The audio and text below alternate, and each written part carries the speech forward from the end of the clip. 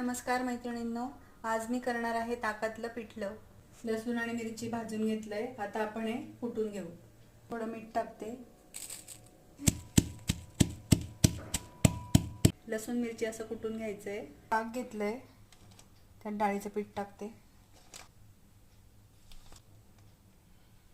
हळद टाकते, 1 चमचा तिखट, चवीनुसार मीठ, चिमूटभर साखर, हे मिक्स करून घेते। आता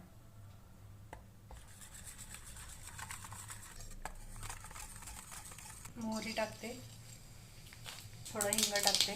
कशी जो आपण लसूण मिरचीचा ठेचा केला होता तो 1 चमचा टाकून घेतलाय। आता हे ताक आणि डाळीच्या पिठाचं मिश्रण टाकते।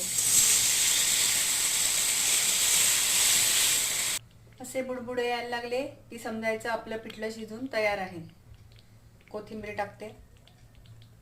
खाताना याच्यावरती तेल टाकून घ्यायचंय।